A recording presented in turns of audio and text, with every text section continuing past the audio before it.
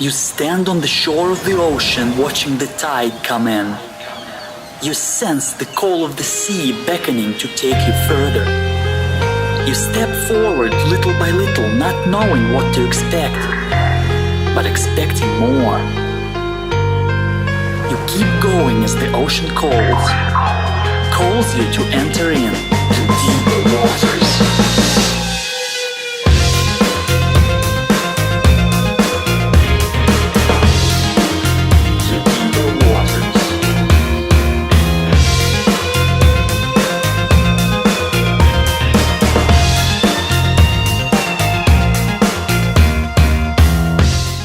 Hello everyone, and welcome to the Deeper Waters podcast, seeking to bring you the very best in Christian scholarship and apologetics. And today it's the Deeper Waters podcast and the first episode of the Mentionables podcast. We're combining these two together. The Mentionables will be its own regular podcast. I'm thinking it's going to be a monthly deal. At this point, you're going to have different guests on, including yours truly, from time to time. And today, that's what we're talking about for Mentionables, because you see, if you go through my list of guests I've had on the show, you'll find many heavyweights have come on.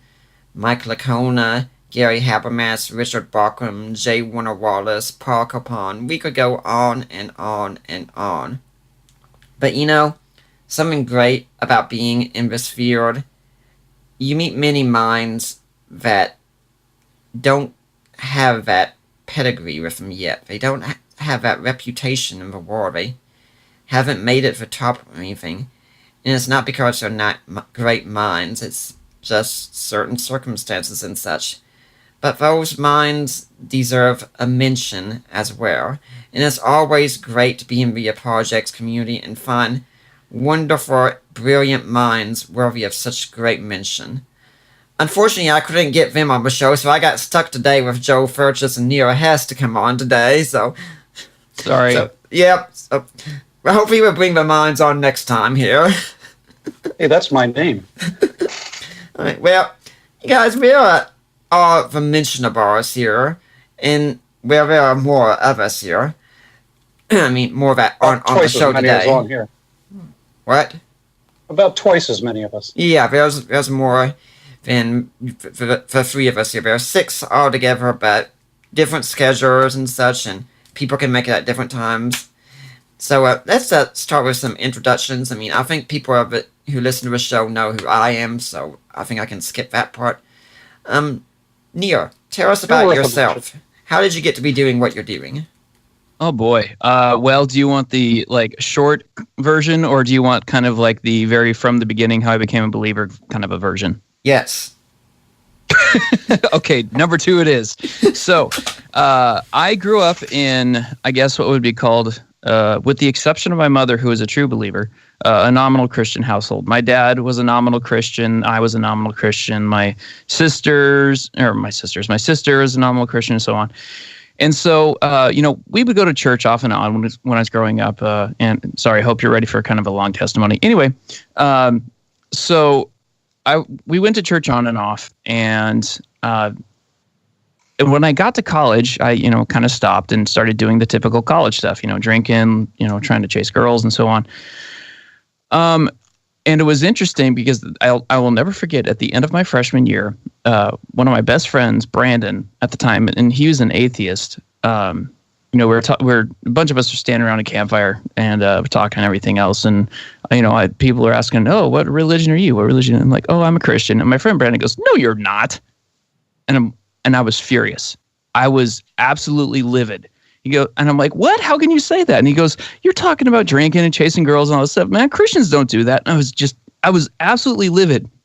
And I realized I didn't realize it until after I became a believer, but I was mad because he was absolutely right. He was completely right. I wasn't doing anything I was supposed to. I was giving myself the title of Christian and living like the rest of the world. So fast forward about 4 or 5 years, and I'm doing my student teaching in a school in Oregon. And I'm walking around the classroom, this high school classroom, and I developed a really good rapport with this one young lady. And I was talking with her while all the kids were working and everything, and she conveys a story to me about how her grandmother had died on the operating table and come back. And when she came back, she said, I'd met Jesus. And now I realize people have different understandings of, near-death experiences and stuff like that. I'm not here to argue, for or against them. All I know is when she conveyed this story to me, not like a vision, but just kind of like this picture in my head of Jesus with his open arms. And it was like I felt a press on my chest of like, oh my gosh, Jesus is real. Like this is legit. I haven't been living the way I should have, and Jesus is real. And there is going to be a day where I'm going to have to answer for everything I've done. So I go home to my mother, who's a faithful believer, as I was living with them at the time, much to their dismay, because I was still a 25-year-old heathen. And I go home, and my mom says, you know what? You need to sit down. You need to read through the Gospels. I'm like, all right. So I start and I read and I read and I read and I read. And I'm like, oh my gosh. And then I start coming on to these really strange verses, like, in Matthew, where it talks about, all these other people came out of their graves. I'm like, huh? Or that, Jesus was buried and rose after 3 days, and that other people witnessed it and all this other stuff. And really apologetics and wanting to find those answers to those questions started immediately for me. Right as I became a believer, it's like, oh my gosh, well, what about the ark? What about creation? What about this? What about that? What about the other thing? And so I dove in immediately into answering these questions, and it has done nothing but totally strengthen my faith. Do I still have questions, and are there still things that kind of bug me and go like, what? Yeah, totally. But at the same time, God was developing in me a heart for the lost and a heart to have those answers ready, like it talks about in 2 Peter 3:15. And I've just been an apologetics fanatic ever since. I listen to podcast after podcast after podcast after podcast, and just it's amazing to me how much wonderful not only entertainment but informational value there is within podcasts. I mean, I think you could listen to 50 hours of podcasts, new material podcasts a week from these brilliant Christian minds out there, Nick, including your podcast, right? And so. And so, kind of a little suck up plug there. Anyway, so, but there's just so much stuff, so many resources and so many materials that we have an advantage over the last 1900 years of Christians they didn't have. And we need to take advantage of that. And we have more ammunition, so to speak, to be able to answer these questions than any previous generation. And there's so few people seemingly willing to take up their shield, so to speak, and go out there and do what we need to do. So I've started basically, since I'm a school teacher, I focus on just making very short, 5 minutes or less video clips that can be digested by middle schoolers and high schoolers, but not talking to them in a demeaning way. Because I see teachers in the past who've been like, oh, it's good to see you today. And they sound so phony. It drives me crazy. And so I try to speak in a way that they understand, but not in a way that it's spoken down to them. So my focus is really communicating with younger people in kind of bite-sized things instead of like long dissertations and papers and books like, some people write, Joel. And it wasn't that long. I'm just messing with you, man. I'm just messing with you. Anyway, so yeah, short story long, that's where I'm at and where I've come from. Yeah, I think people who listen to our show, the Mentionables, when it really starts going, should recognize that we're probably going to be typical guys giving each other a hard time regularly. We'll try. Yeah. Oh, yeah. Especially on my end. You all don't get to hear a lot of the Deeper Waters podcast, but I have a deep sarcastic wit, so. Now, not better than was mine. that sarcasm? Maybe. Now, Joe, tell us a little bit about how you got to be doing what you're doing here. Certainly. All right. Sadly, I do not have a dramatic conversion experience to tell you. I was born into a Christian school. I was raised I was born in a Christian home. I was raised in a Christian school. And then I went to a Christian college. So I've pretty much been a Christian all the time. Because I was wrapped up in this Christian bubble where I never got pushback on my faith, I didn't really find any need or even know about apologetics for most of my early life. But I did have the privilege, and I didn't realize at the time how much of a privilege it was, to hear Ravi Zacharias speak live at one point. At the time, he was just another speaker. But what I liked about his speech was that they really appealed to the intellect. And that's what really started to intrigue me about apologetics, was the intellectual aspect of it. When I went to a Christian college, the kinds of things they were saying about the writing of scripture and the development of life and so forth were a lot different than what I had grown up with. And, hearing that the early Old Testament was just a series of Babylonian myths that had been incorporated into a Hebrew tradition and edited down through the years by scholars wasn't copacetic with me at the time. So I started reaching out for other material to find out which was true and which wasn't. After I got out of college, I got into the work world, and let's fast forward to about 5 years ago. I got my first BlackBerry. Let's give it up for BlackBerry. And I started of a device. Podcast. I started listening to podcasts, and I was looking for material to listen to. And of course, I was attracted to apologetics, as I always have been. And after listening to a few, I decided that I was going to do a little apologizing of my own. So I started my own blog. Now, I'm a writer. And as a writer, I'm looking for things to write. So at the time, I was looking for some jobs, and I came across a organization called The Examiner. The Examiner had a unique model for reporting. They hired freelancers all over the country for every topic under the sun. When I came across an ad for them, it was music, and I thought, well, with a little research, I could probably write about music. So I got on their site to apply for the job, and I couldn't find music anywhere, but I went scrolling through all the topics, and Christian apologetics came up, which blew me away. So I decided to stop blogging and to start writing and being paid to write for the same things I was blogging about. Now, as a news organization, they wanted things that were newsworthy, and there's not a whole lot of news in the apologetic field. So I started doing a lot of reviews and interviews. Among the first interviews that I did was a young man who was involved in a show called Please Convince Me. He was a fan, and he wrote in to say that he was starting his own ministry titled Soul Winning Students. So I figured this is a guy who's getting started in the ministry field. Why not contact him and interview him? So I did. He was an intriguing guy. Seemed like he was just getting started, so he had a little bit of stuff to learn. But Neil Hess was a nice guy, so I liked the interview. Concur. So what changed? Yes. I do not changed? know. Yeah. Ooh, ouch. Maybe the years and the hardening that comes with experience. Maybe he was around you too much, Joe. Possibly.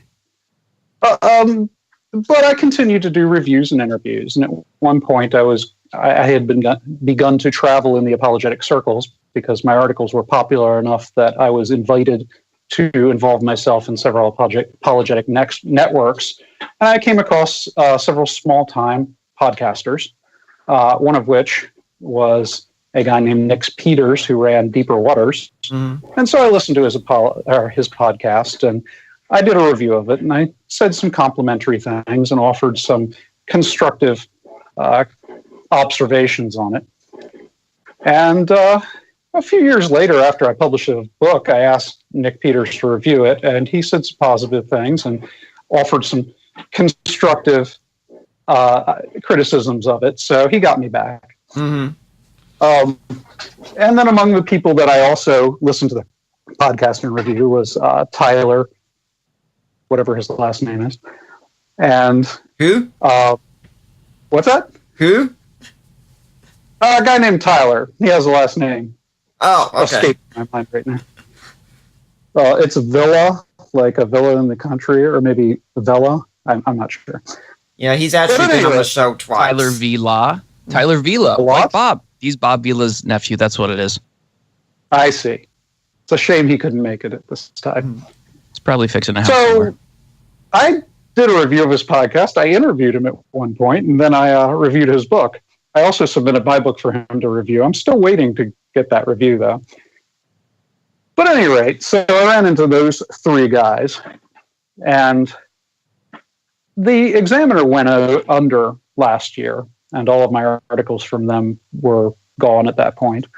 But a year before that, I had written a book, and that was the book I've been talking about. That. So now I'm a published author in apologetics. I've been writing in apologetics for a number of years now. I've actually written for a number of publications in addition to the Examiner, which is nice since the Examiner is gone.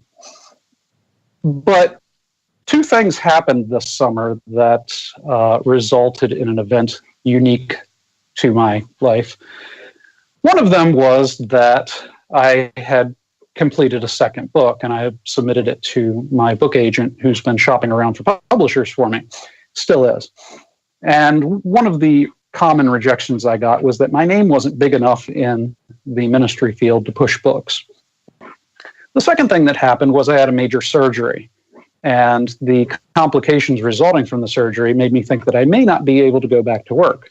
So I started a campaign to increase my name recognition in the ministry field so that I might be able to make a little more money in writing, because mommies, don't let your kids grow up to be writers. There's no money in it.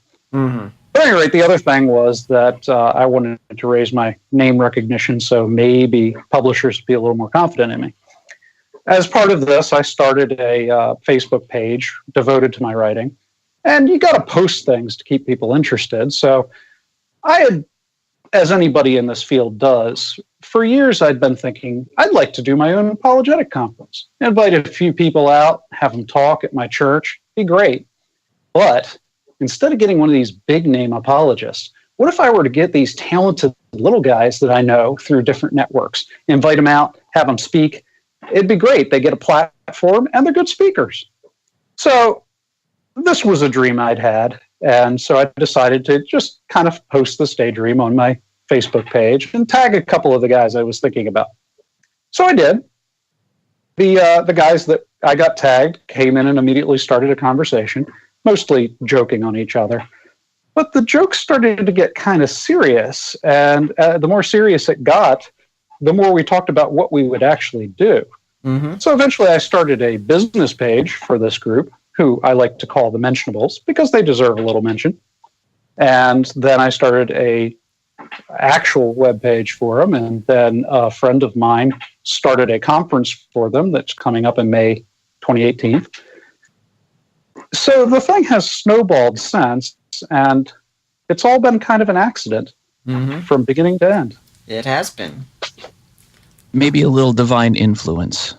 Yeah, providence is probably the real word, but we'll see what happens from here. Yeah, this conference will be in Greensboro also, which works great for me. We've got a friend in Greensboro, and we're going to be meeting again some friends who are in Charlotte, and one of them just got married last December. So we've been looking for a good excuse to see them again, so now this is our excuse. Okay. Glad I could provide that for you. Mm-hmm.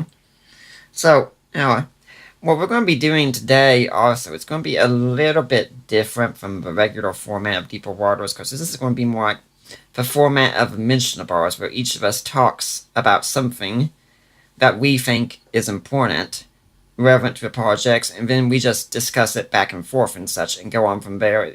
We're kind of winging this a little bit, because we're a bunch of guys, we're doing this all on the internet, and like many guys, we're not the masters of organization. So we've been winging it from the beginning, Nick. Yep. I was going to say, I'm half bird at this point, man. So, Joe, how would you like to get us started here? Well, each of us has a topic that we were supposed to speak on for the podcast, and I'd still like to address those topics. Nick, it's your podcast. You want to start? Well, yes. I think the topic that I believe I'll be speaking on for the conference, I'm going to go with the resurrection of Jesus. Not much of a shock. That's a good one. It's kind of the family pedigree, as you all know. I've managed to be influenced in my life very closely by both Gary Habermas, who introduced me to my wife and married us, I should say. And seriously? I had no idea. Yeah, check my Facebook page and That's look cool. at the wedding photos. Gary Habermas officiated our wedding. Wow, professor and matchmaker. Yep, I've told him if apologetics ever starts to not work out, go into matchmaking. And Glad to so hear it. Gary is the one who introduced us and married us, and my wife is the daughter of Mike Lacona, so there's my second great influence on the resurrection. I could say my Hey, ministry... Nick, Yes, name drop much? some. My ministry partner is also J.P. Holding of Tectonics, and he's written a book on the resurrection as well, so I've taken his approach and I combine it with Mike and Gary's approach, and throw in some NT Wright, who I'm still dreaming of meeting someday and hopefully maybe even interviewing on my show. But my approach to a resurrection, where we've got the minimal facts approach right at the start.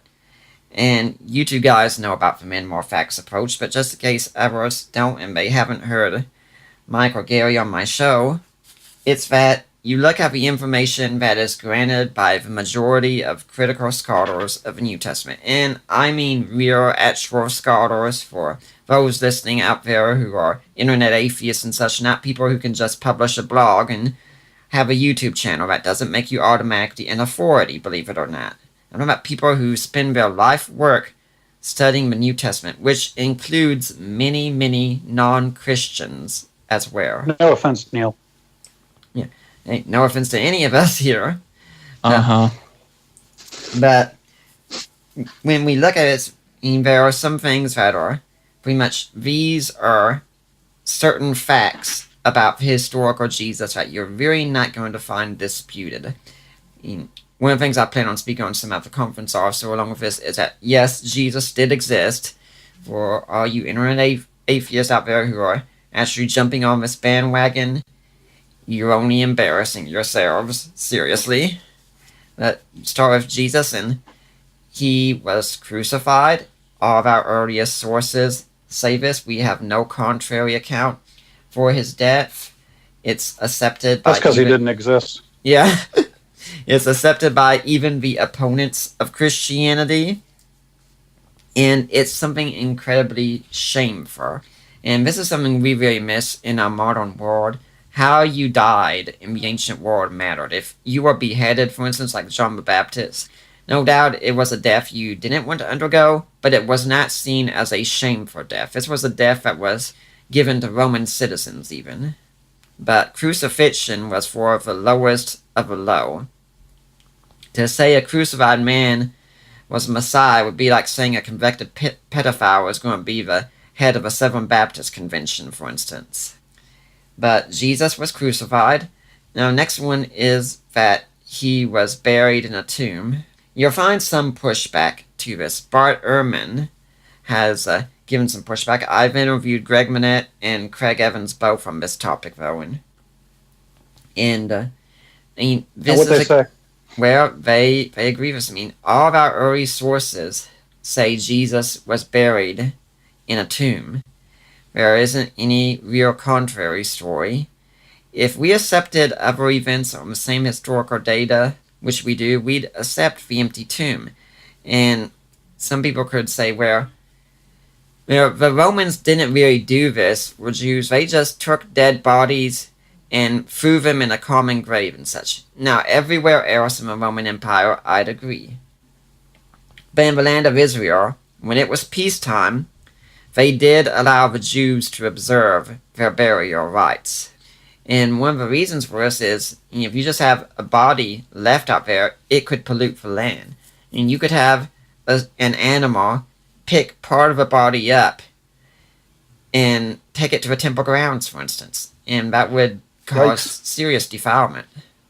And so that's part of a major issue. And Jody Magnetz is a Jewish New Testament scholar specializing in burial practices. And she's said that the accounts of the burial of Jesus, they don't seem to have any legendary add-ins or anything like that. They're entirely consistent. And by the way, it's very interesting to note that Bart Ehrman never mentions her or any other specialist in the field of this when he writes his book, How Jesus Became God. She, in particular, it's very interesting he doesn't mention her because she teaches at the very university he teaches at, and she was hired by him as well. Now, the next one is that the tomb was found empty, and I think this one goes along with the burial aspect, because if the tomb hadn't been found empty, there would have been no Christianity to begin with. I mean, you can't get a movement off the ground saying the Lord is risen if the Lord is lying there in his tomb. And then from there you go on to that Jesus was seen alive again, or he was claimed to be seen alive again, I should say, after his death. And again, non-Christian scholars will agree the disciples had experiences that they were sure was the risen Jesus appearing to them. That doesn't mean the risen Jesus did appear, but it does mean the disciples were convinced he appeared. This is in all of our earliest sources, including the Creed in 1 Corinthians 15. And the Creed is part of an oral tradition, and it dates to the earliest within 5 years of the events.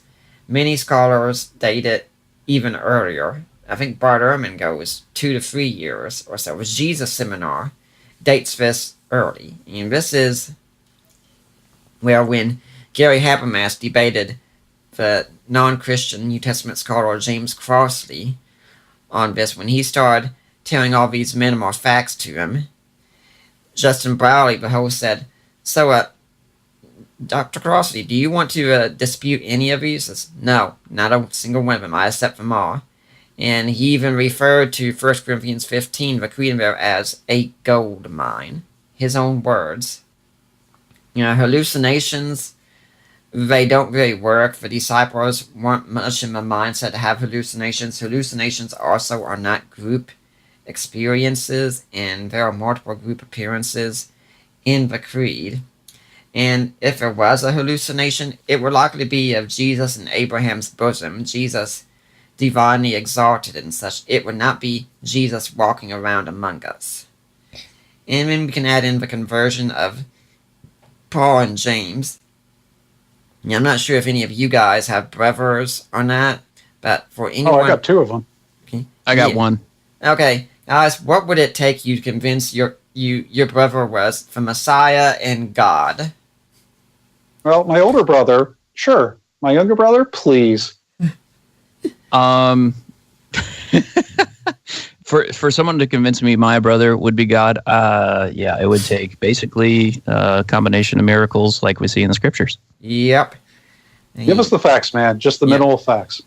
Where James was a skeptic all his life of his brother, but then after the event, James becomes the leader of a New Testament church in Jerusalem, pretty much.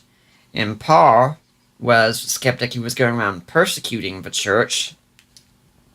And then after he had what he said was an appearance, and even a late appearance, according to him, out of due time and such, he becomes the church's greatest evangelist from that point on. Now, some people are going to say he did it for money, power, or wanted to hold on to this new movement. Nothing like that. In Philippians 3, we find his own testimony, and things were going pretty darn good for him. And yet, he abandoned it all. And the only reason I can think of is he was very convinced Jesus was who he said he was. Now, Plus, there was all that sweet torture. Yeah. Yeah, all the great torture that you got, those are kind of the great perks, obviously, of joining the Jesus movement. Now, you could get beheaded, and that was a great type of death, I hear. Oh, yeah. All the cool kids were getting beheaded. I mean, that's what everyone wanted.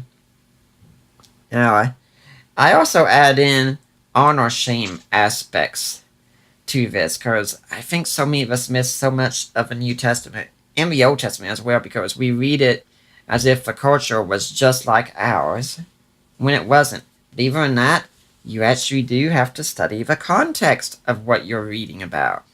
And one aspect I've already... But that takes work.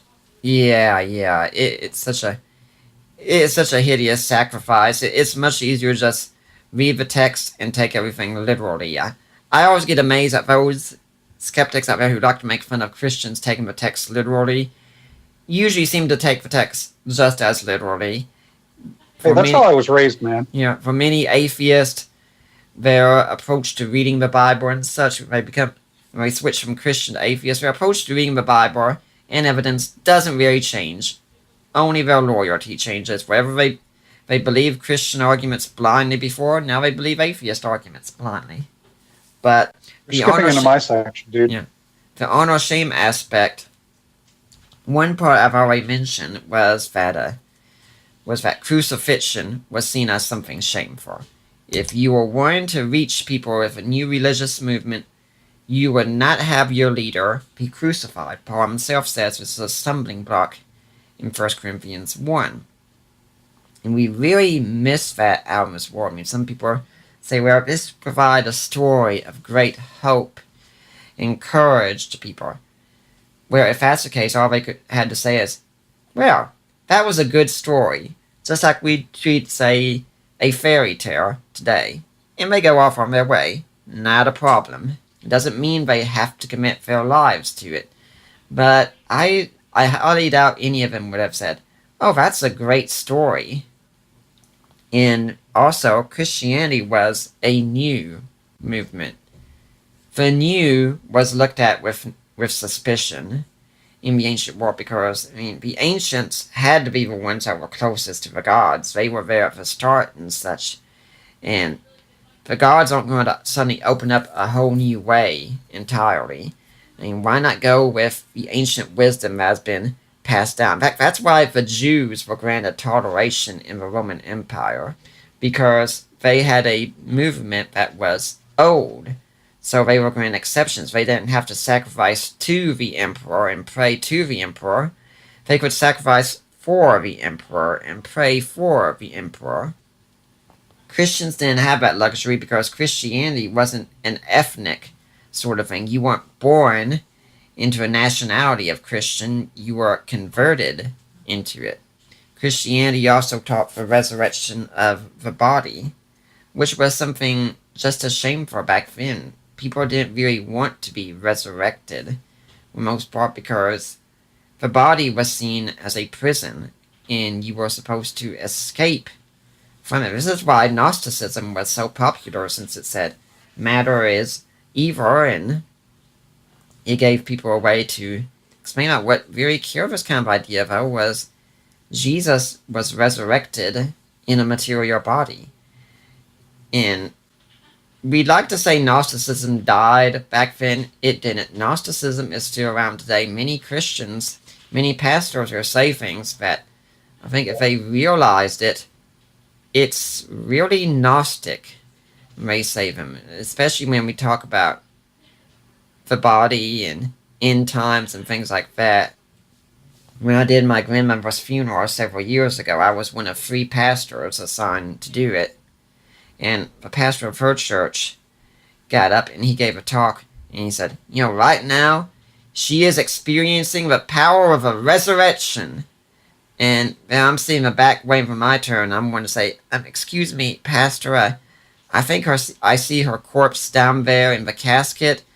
I'm pretty sure she's not experiencing the resurrection right now. And I think, yeah. That's a great comeback. Yeah, I think when we talk about the after death and such, and we make it all about heaven instead of about resurrection, we're kind of leaning towards Gnosticism when we do that. Christianity was also exclusionary, which was very shameful at the time. That you could have whatever belief you wanted, but when you said that your belief was the only way, that was a problem. I mean, the Roman Empire was open to people worshipping Mithra or Isis or Osiris, you know, those guys who Jesus was copied from, of course. There were so many gods that you could worship. The Greek gods have been taken over by the Roman gods, by the Romans and such, and turned to Roman gods. They were fine with whatever you want to worship. But when Jesus came along, it was these other gods, they're not even real. That's why Christians early on were accused of being atheist, because they denied the reality of the other gods. I've interviewed Larry Hurtado on my show about this with his book Destroyer of the Gods, and how this would be a killer for a Gentile, especially because you go into a community and you enter the house of your friend, and one of the first things you're supposed to do is pay obeisance to the honor of his household gods. And a Christian would come in and say, I'm sorry, I can't do that. And that would grant you exclusion from the social community. Now, something else interesting about all this is that from what we know about early Christianity, some of a good number of converts came from middle and upper class people. Why is this important? These people had the most honor to lose if they became Christians.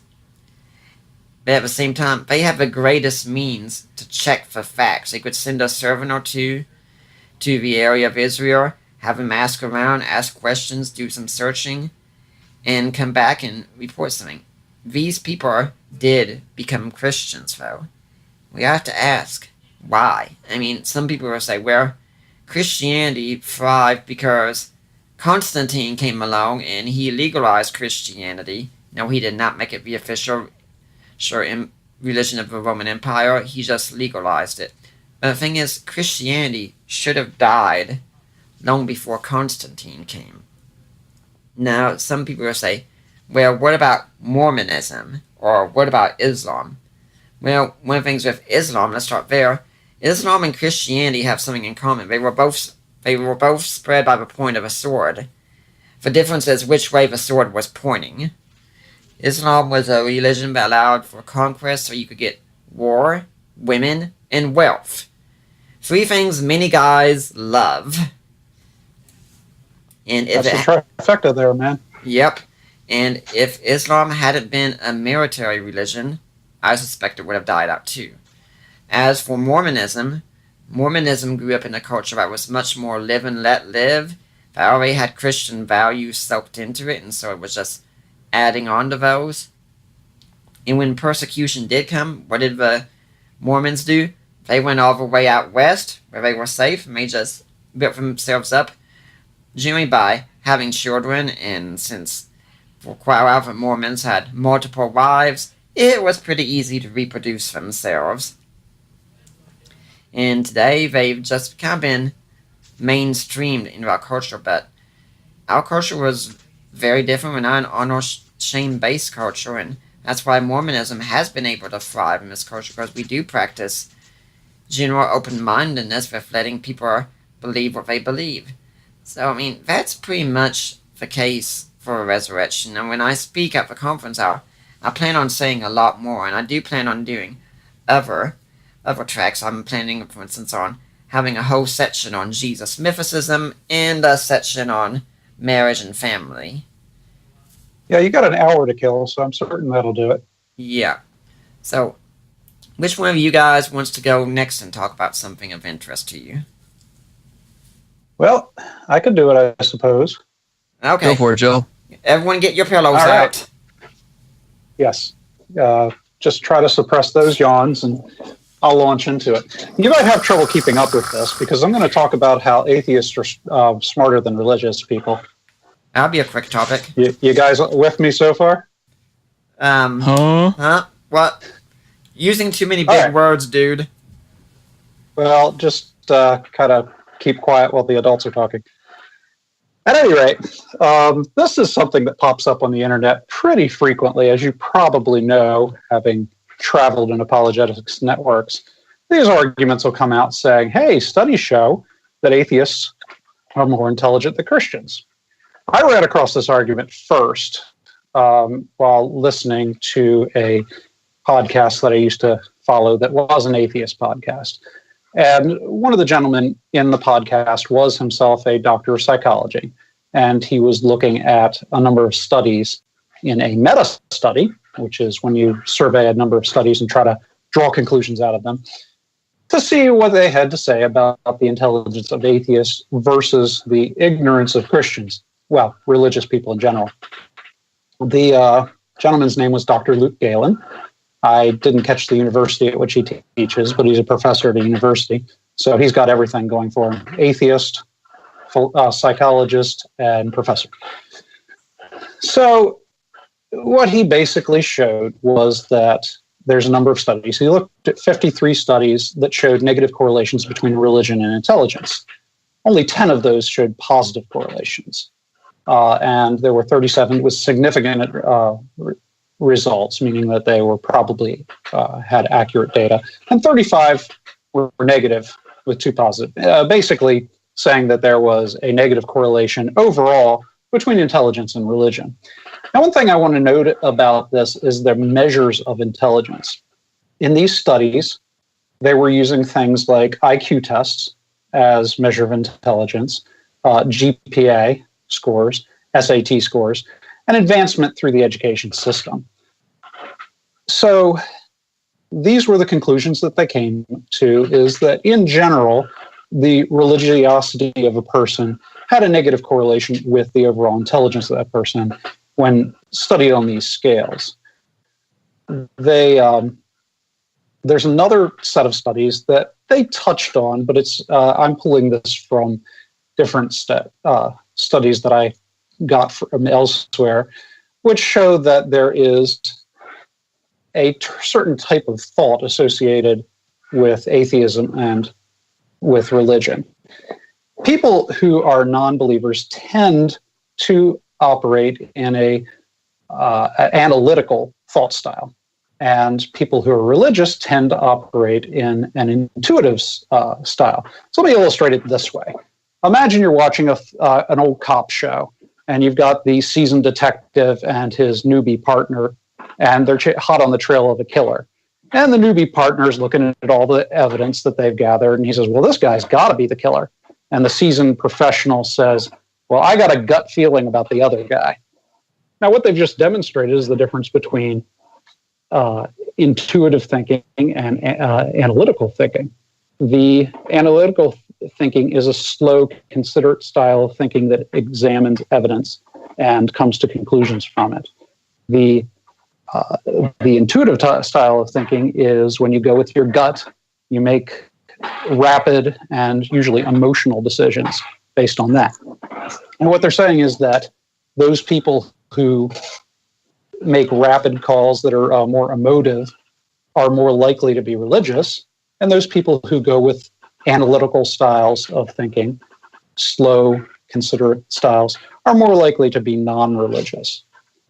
So one of the other results from this is that women tend to be more intuitive than men, and that's why you have more women that are religious than men.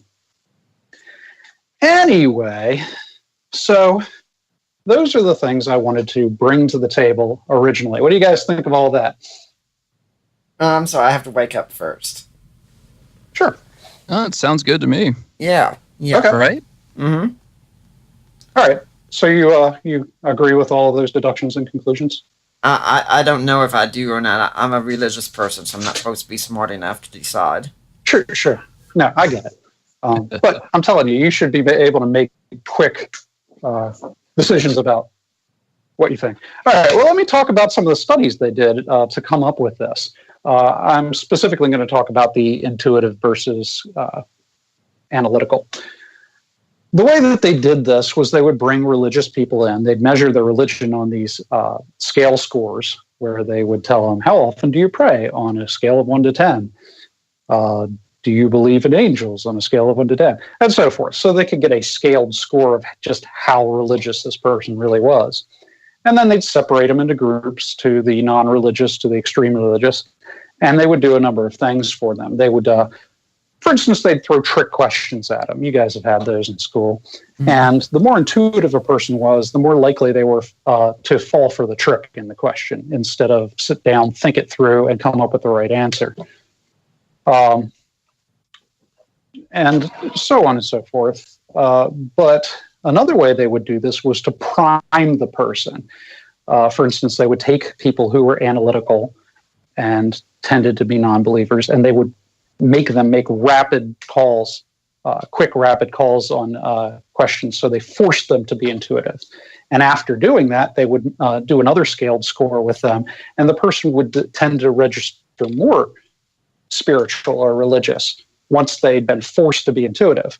And they'd do the same thing in reverse. They'd take a religious person, they would force them to sit down and analyze and think things out, and they would score lower on the religious score.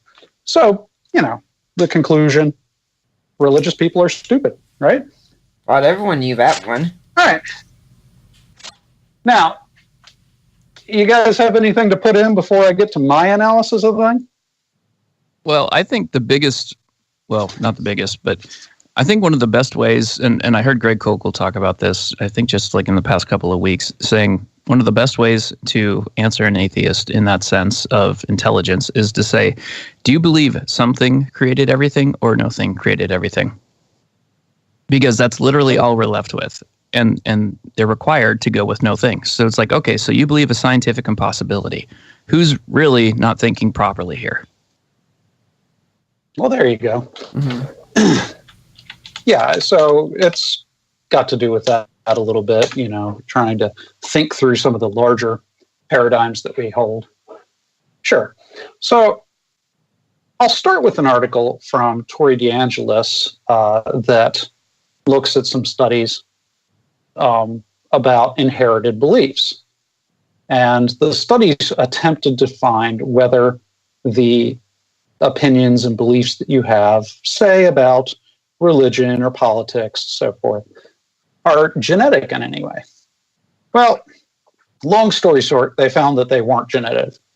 What they found was that genetic tendencies would affect where you ended up thinking. So, for instance, if you're very athletic through genetics, then you'll end up receiving rewards through your participation in athletics. You'll be complimented, you'll experience success more, and so forth. And then you'll associate those successes with sports, and you'll become a sports guy. So that makes sense.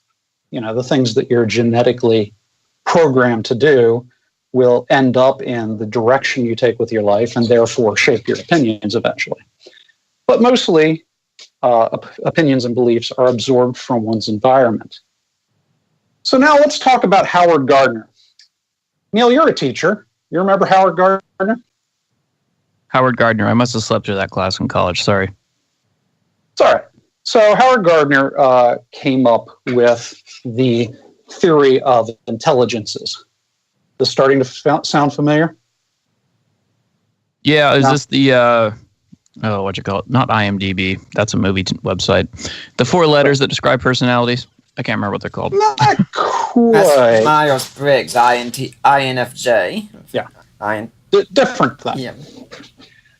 Basically, before Howard Gardner came along on the scene, which was maybe 30 to 50 years ago, I could sit down and look it up, but that would take time and energy, and I don't want to do that. At any rate, Howard Gardner came along, and what he said is that for pretty much all of time, we've been looking at intelligence as a single monolithic thing. It has to do with how well you do in the classroom and how easily you absorb information and then analyze that information and spit out answers and so forth. Now, what Howard says, what Mr. Gardner said, is that there are a number of types of intelligence out there, and there are a number of ways of absorbing and using information.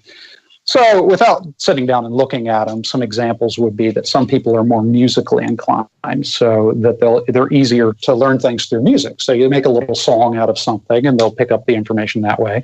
And ultimately, their intelligence will be channeled in the direction of music. Some people are more artistic, some people are more mathematically inclined, etc. And of course, he was also the one that came up with the idea of emotional intelligence, where intuition and empathy and so forth were your real strong suits. And so you were very inclined to be a social person because of empathy. So in the end, education tried to change the way that it did things based on this theory of multiple intelligences. So you probably heard of the new math. Neil, do you teach new math? No, thank God. I teach science. Well, the theory behind new math is that they're teaching you multiple ways of coming to a mathematical answer, and those multiple ways are intended to appeal to different types of intelligences instead of the old-fashioned way we did it. I'm not an advocate necessarily of new math. I haven't really tried it out, but I'm explaining the theory behind it.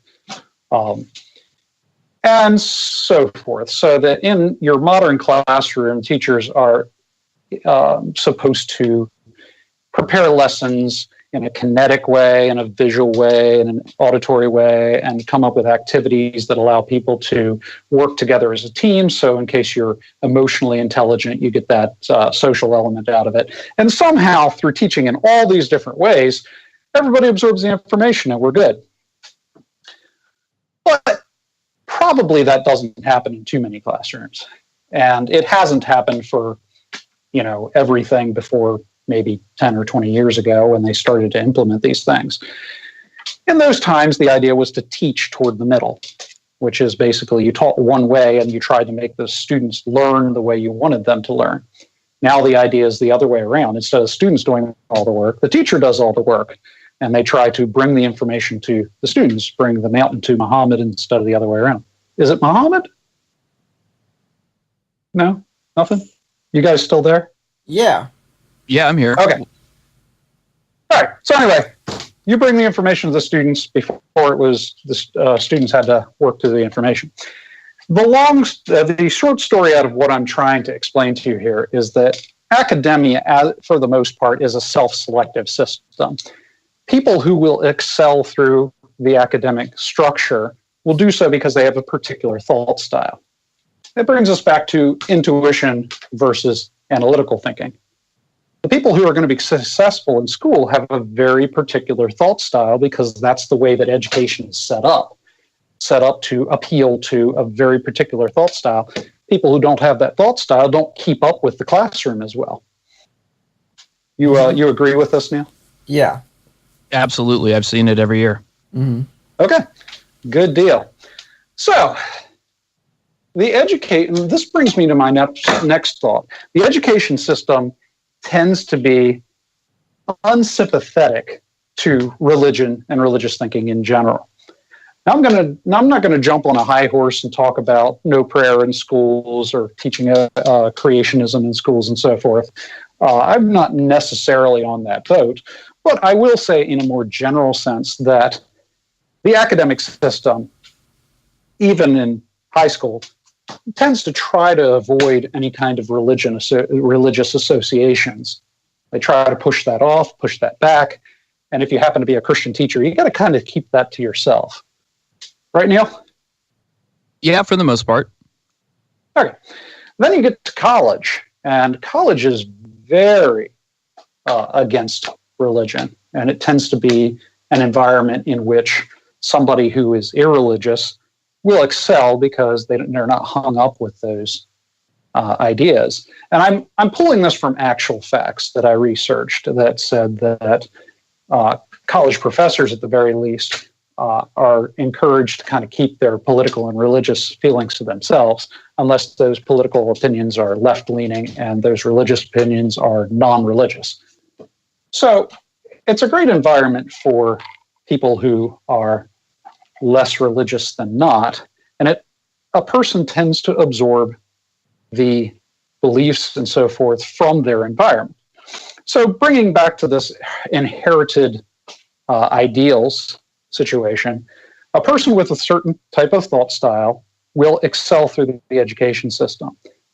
They'll get their reward through excelling through the education system and doing well in school. And the further you go towards higher education, the more you're discouraged from having religious ideas. So my theory here is that the reason that atheists tend to be more intelligent than Christians is that atheists are manufactured through higher education. Disagree, fellows? Agree? I could go with that. Yeah, I would agree with that, absolutely. Fair enough. And my proof for this is if you go back to earlier times when the church was establishing universities and education system, the higher educated people tend to be largely Christian.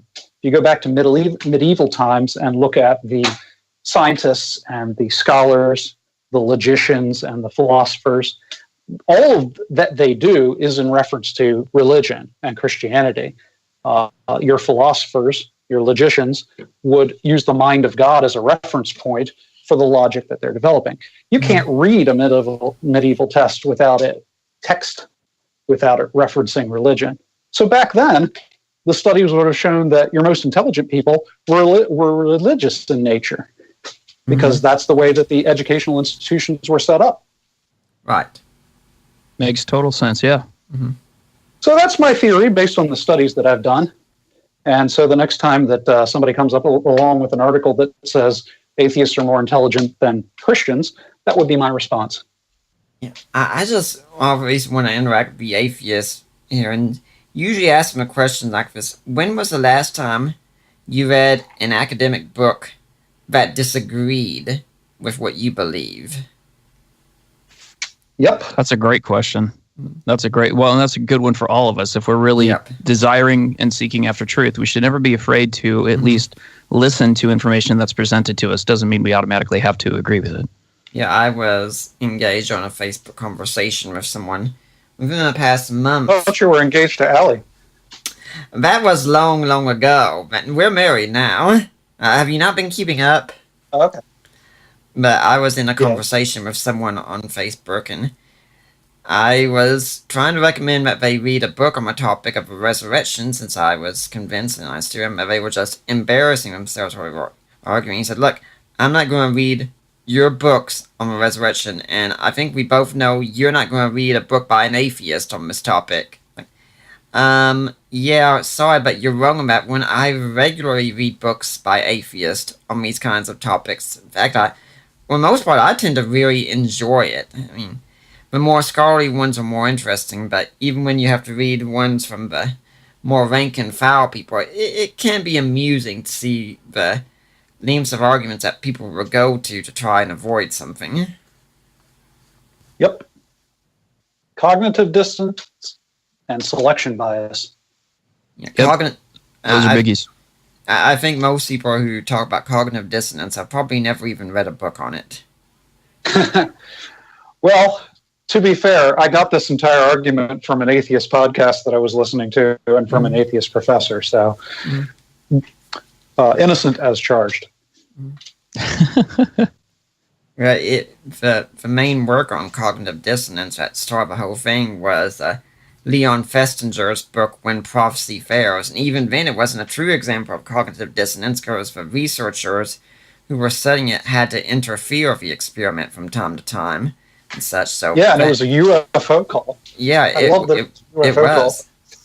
You can do some looking up today and find out what her real name was and things of that sort.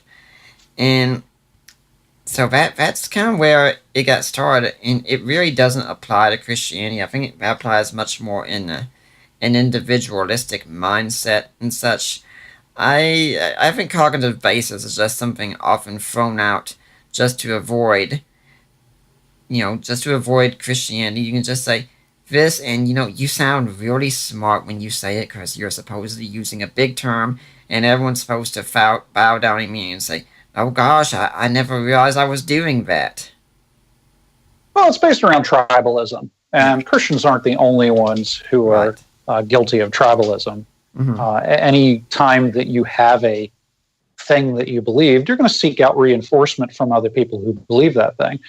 So it's a human difficulty, if you want to call it a difficulty, because the mind, when it adopts a belief, is rewarded by when that belief is accepted, and it is not rewarded. It is punished when that belief is denied. Maybe I'll talk about that in a future episode.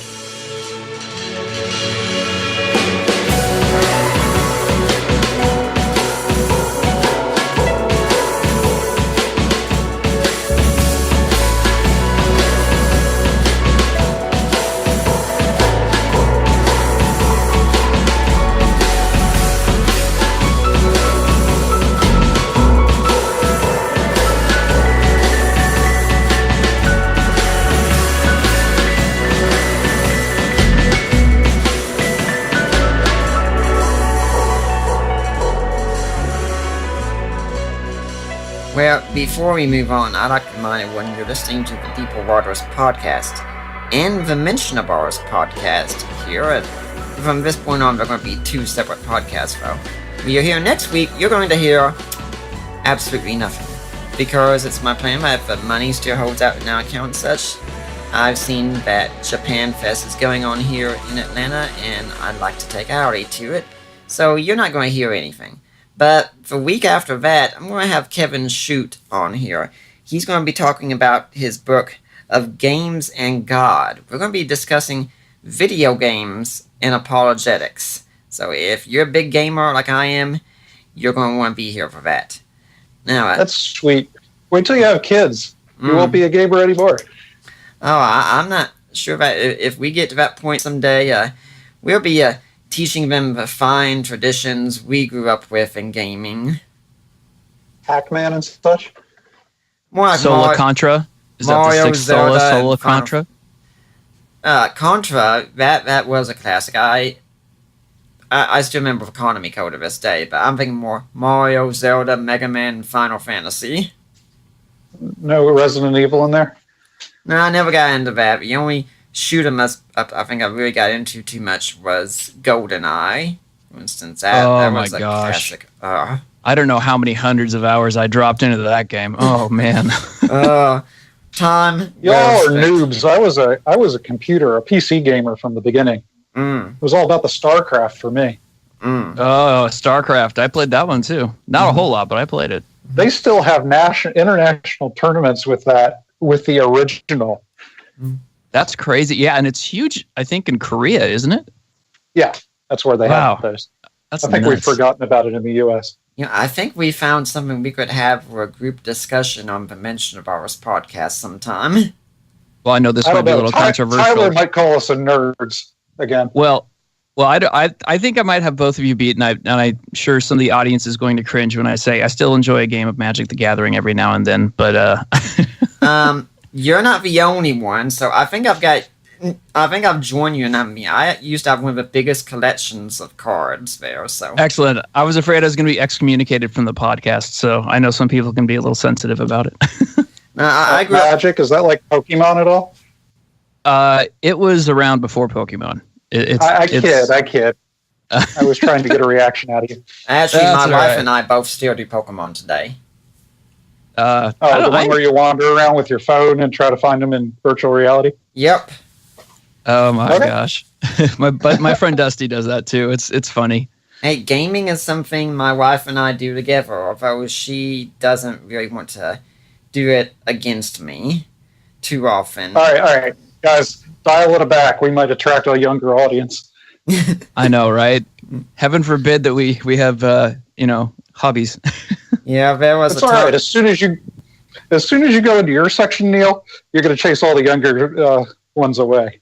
I know. It's bad. There was a time when I had the original Super Mario Brothers on our Wii installed, and Allie saw me getting ready to start going through it, and I told her, I'm going to go through without using any warp stones. I want to go through the game itself. And she said, oh, put it on 2-player. I want to play too. So I did, and I went through the game on 1 life, no deaths whatsoever, finished the game, and then she said, I think I don't want to play anymore. Oh, does that come with the double pack where you get to shoot ducks with a pistol and the dog laughs at you? The only dog my wife has ever hated, I think, is that dog. Everyone hates that dog. We wanted to shoot that dog. Also, why are you shooting ducks with a pistol? I mean, come on. Bird gun.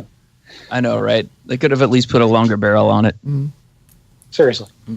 Well, I think we should move on. Although we could have a talk about this on the Mentionables, about the intersection of video games and Christianity, kind of a pop culture subject sometime. But yes, please. Yeah, that'd be great. My games with my Christianity? Yep. Yeah. That's the dream right there. Oh, dude, that would be awesome. Release like a Jesus MMORPG. Not that you could play as Jesus, but you could play as one of the apostles or something. Didn't you ever play that Noah's Ark game that was Wolfenstein Wisdom 3D engine? Wisdom Are you Tree. serious? There's a Noah's Ark Wolfenstein? Yeah, basically you're running around trying to knock animals out with a slingshot so you can capture them, put them back on the island. But it's the engine for Wolfenstein 3D. It's kind of interesting that what we're doing right now, this is kind of like how the Mentionables got started anyway. So now you see how we're going to decide how we're going to do each of our podcasts. We're just going to do this same kind of thing. Indeed. So, Neil, right. what do you have? Thieves on a cross, right? Yes. Yeah. All right. So now we'll get down to business and be serious.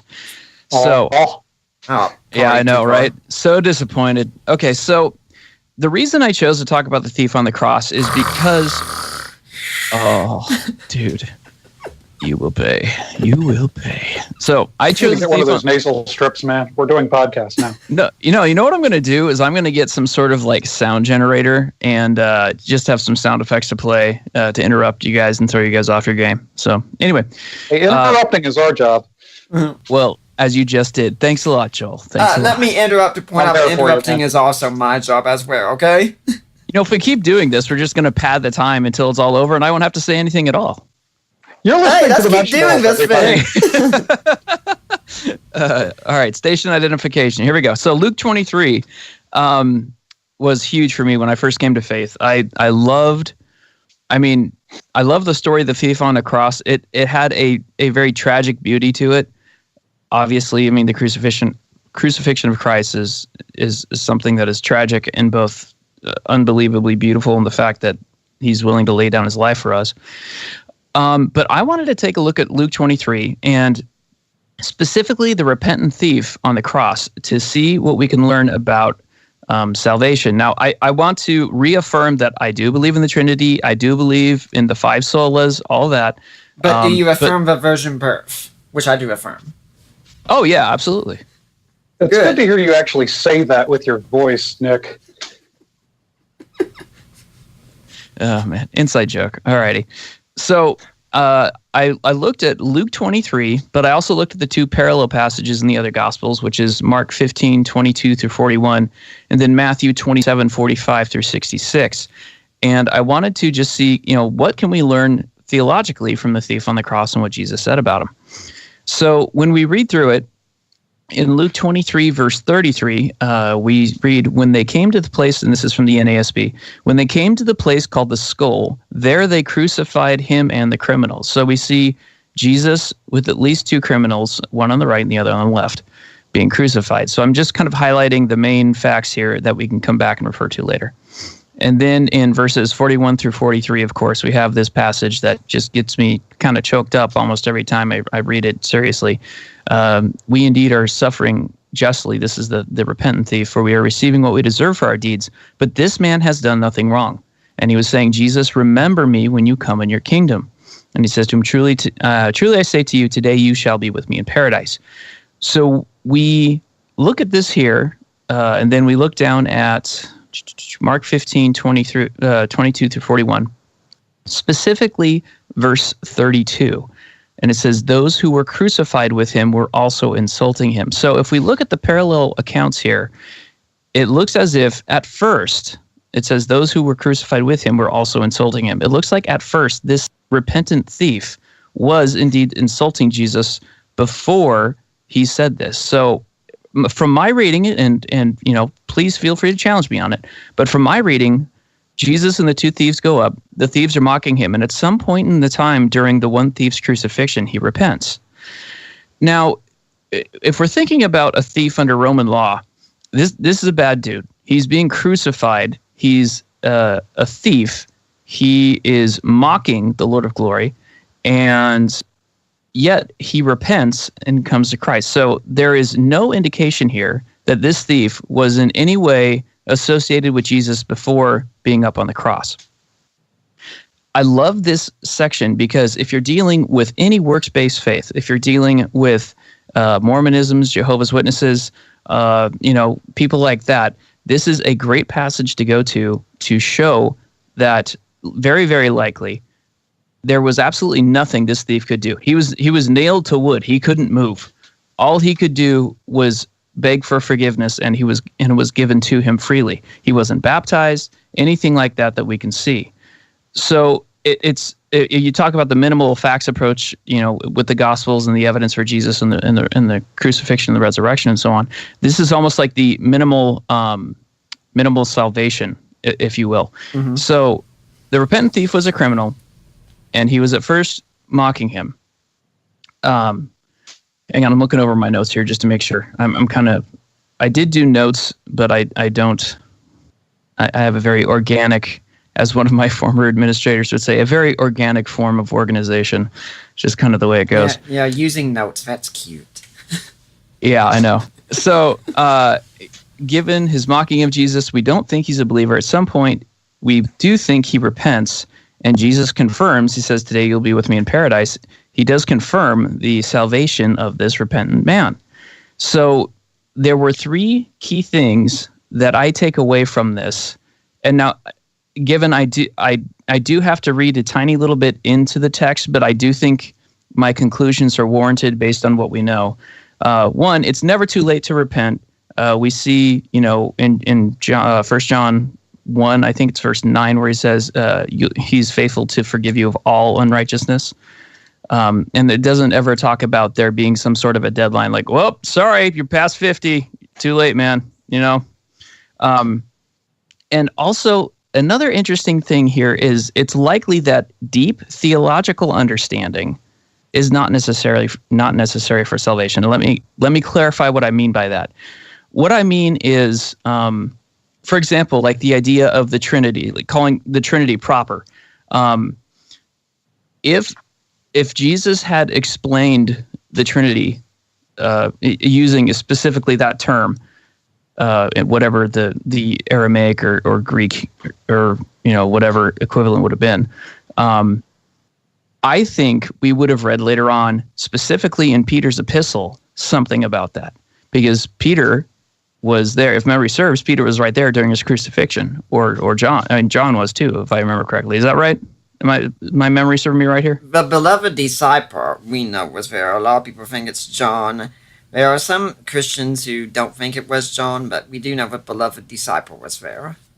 Okay. And so we do know John was there. And okay. Anyway. He was pretty much the only one.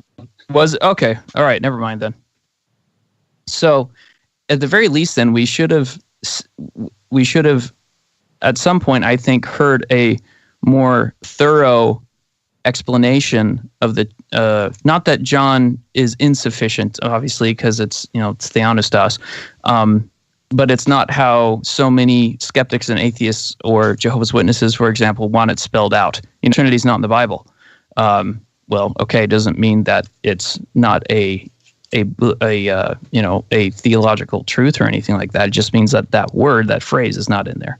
Mm-hmm. So I think.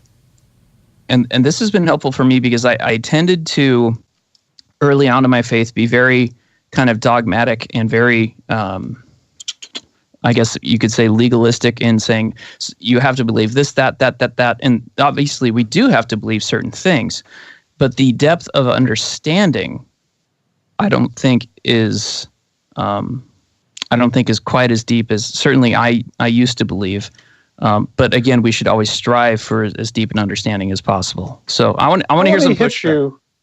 Let me hit you with an illustration that I used in my book. You can just hit him anyway if you want to. Sadly, that's not available. Although, if you want to throw in a punching sound effect, that'd be cool.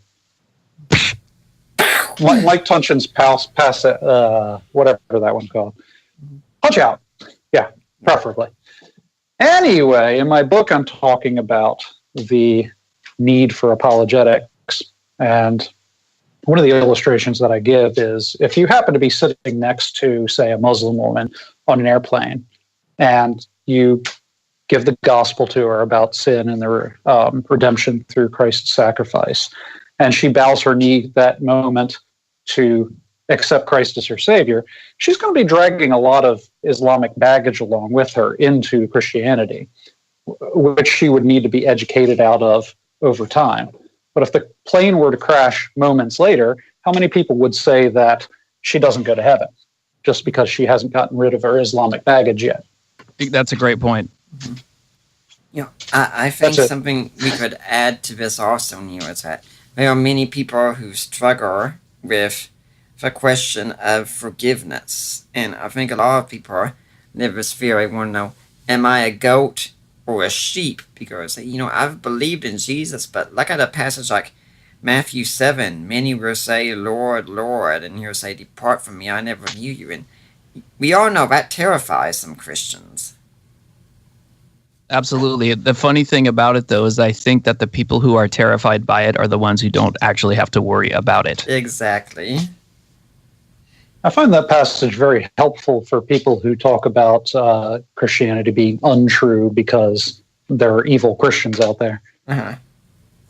Because the Bible itself says there are people who think they're Christians but aren't because of their evil deeds. Mm-hmm. I've found it quite interesting that lately I've been coming across more and more people. I can think of 3 right now that I've just been coming across like in the past month or so. And dude, we're right here. and they say, I'm not a Christian because the church is full of hypocrites.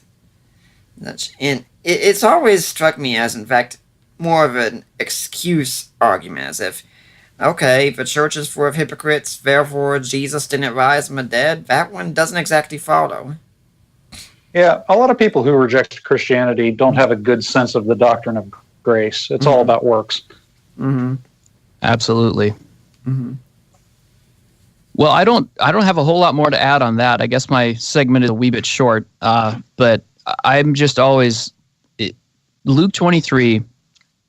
When I first came to faith, was that passage I just always went back to, and I was always amazed. Here is this man, God man, Jesus Christ, being crucified. I can only imagine the kind of pain he was going through, and yet even in his excruciating pain, both physical and spiritual, as we know, the sins of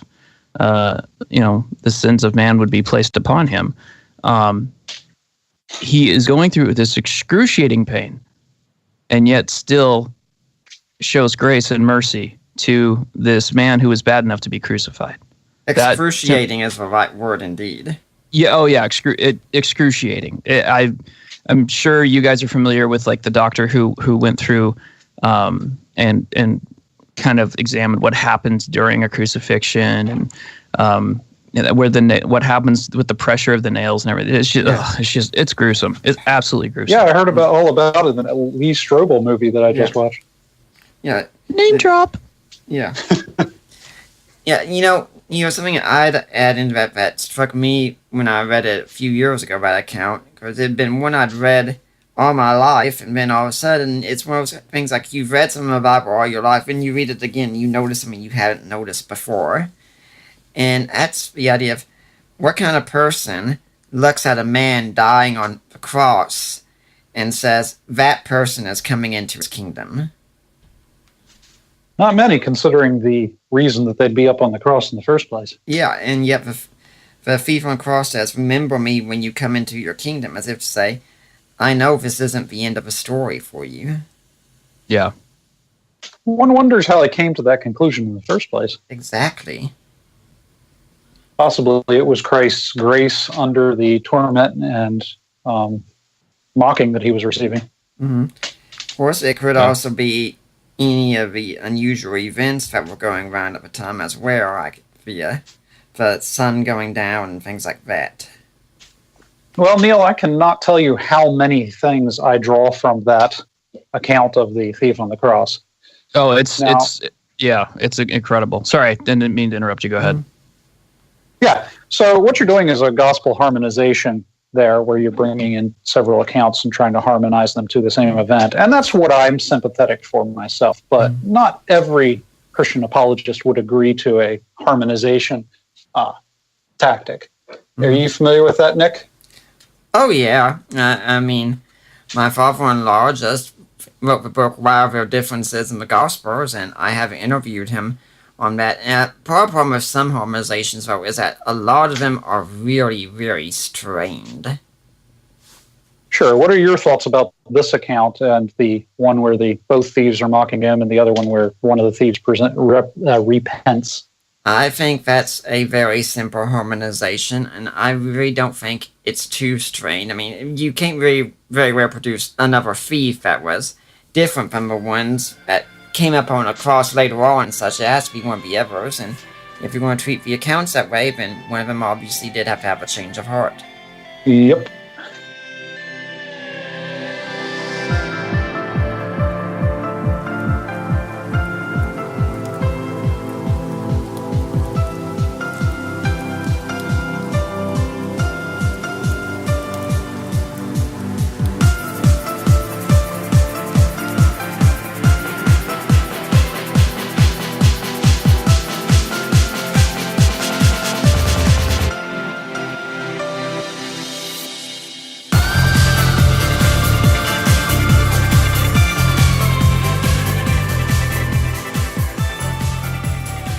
Well, at this point, before we go on, I'd like to remind everyone you're listening to the Deeper Waters podcast and the Mentionables podcast.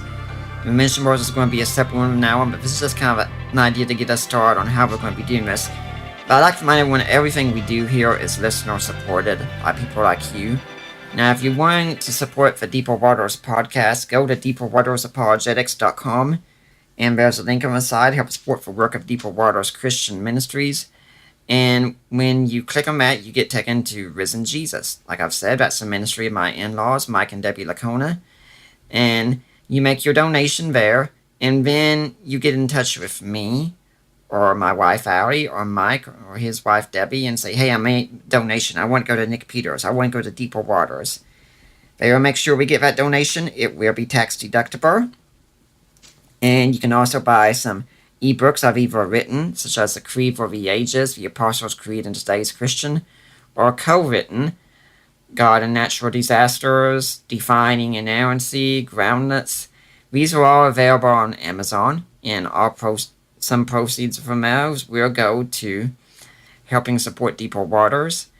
And also, guys out there listening, I'm not sure if you've noticed this, but women tend to like jewelry. My own wife is allergic to nickel, but she likes to wear something nice if she can.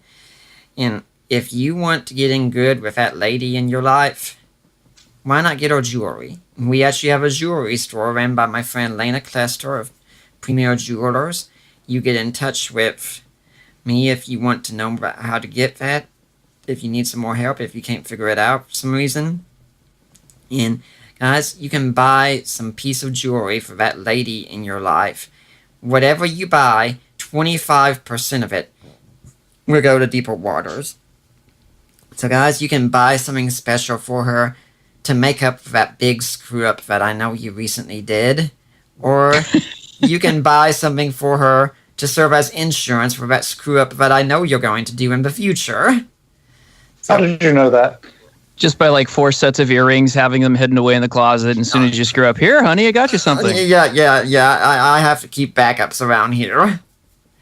So, there you go. So, let's see about you guys. Neil, do you have an organization you'd like to see people support? Oh boy, I have my my own little website called Soul Winning. It's just soulwinningministry.com.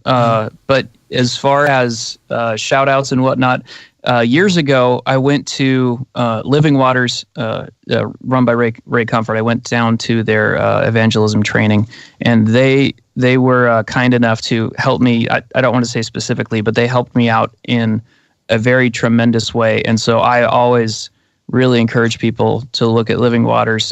You may not want to share the gospel the same way that they do, but boy, they make an impact. I really appreciate them.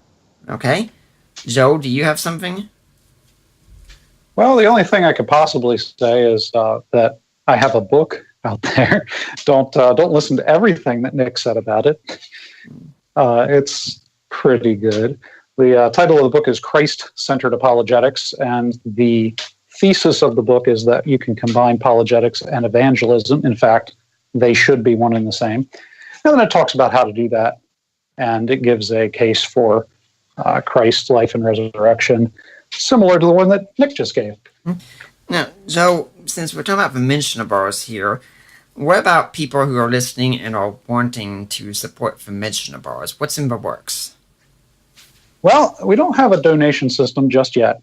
The Mentionables is still a very new ministry. In fact, I was hesitant to use the M word until just recently, However, if it continues to grow at the rate that it has, we may have a donation system coming along, because we certainly, if we're working on a podcast and we're traveling to speak and so forth, we'll have some different expenses that we'll need to cover. Although we're definitely not in it for the money. Any one of us would do this for free. Yeah. If we had the resources. Amen to that. At any rate, Yep. keep an eye out for that. The web address, if you want to keep up with the Mentionables, and our webpage has the books that the various Mentionables have written.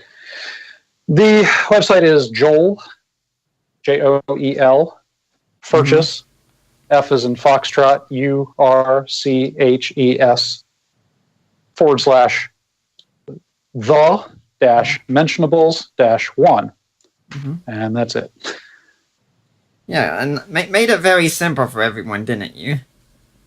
Well, hey, one of these days I might have the money to create our own website. I was gonna say, But- yeah, man.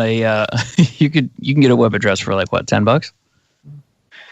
Uh, But that's how Sure, poor we are in maybe. apologetics, just so everyone knows. There you go. Again, mamas, don't let your babies grow up to be writers or podcasters. Yeah, so how about we talk a little bit about this conference coming up? I mean, how did this all get started, and where if people want to go to this conference? Sure. Well, as I mentioned, the Mentionables started out as kind of a web joke that we threw around, and then it just kind of ballooned out from there. Once I started talking about my excitement that this was happening to somebody, a friend of mine in North Carolina, he set up a conference of his own initiative for us. And so the conference is coming up on May 18th at Greensboro Christian Church in North Carolina. Just look it up on the web. To the best of my knowledge, the start time would be on Friday the 18th at around 5:30 p.m. Anything else you want me to say? I think that could cover, if we're talking about things to talk about here as well and such, something that's on my mind lately is we've got someone staying here with us for a little while who's evacuating from the Hurricane Irma down in Florida, and he's a good friend of Michael and Sarah Charlevoix. And if you all don't know that couple, that is a couple that has gone through a lot of suffering in their short time they've been married, just under 4 years. They've had to go through a lot. You can read Sarah's blog online, and they're staying up here with someone else because we didn't have enough room for more. And so we got someone here, and they're a single guy, so whenever I go out anywhere, they come with me and such. And I'm here, and he's wanting to learn a lot about projects, but I find I'm teaching him more about marriage. And I think this is something that we often miss when we talk about apologetics, and that's the direct application of it. That if you're studying apologetics and it doesn't change the way you live, you're doing something wrong. And the main thing I want to leave him with is whenever he goes his own way, he can look back on our time together and think, that was someone I met who really loves his wife, and when I get married, I want that too. With you so far? Yeah. So I'm wondering what you all have to say about it. I mean, did I just cure y'all's interest at that point, or what? Porn in specific? I mean, more about, the personal application of apologetics. I'm applying it to marriage, but it applies in many other places. It's not just an empty academic pursuit,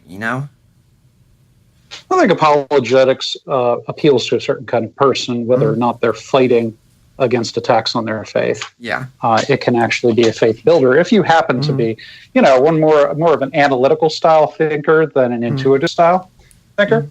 Yeah. So yeah, I one of the reasons that I was originally attracted to apologetics is that it just appealed to me as a learner. So that being the case, you could turn any of these into a sermon, and it would talk about the proper way of living under Christ, as much as a intuitive, emotive type sermon would. Wait, So if we're doing apologetics correctly, we're bringing the gospel into it.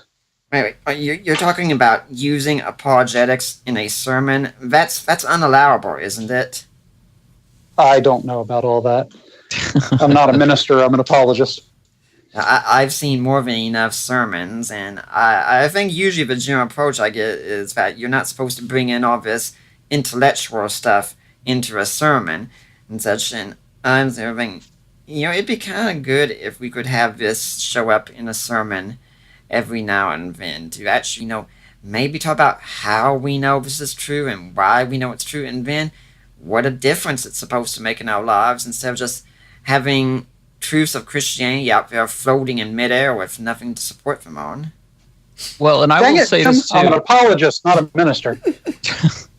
Well, and I think the most important, well, okay, maybe this is overstating it a little bit, but I think one of the most important people you can be an apologist to is yourself. Mm-hmm.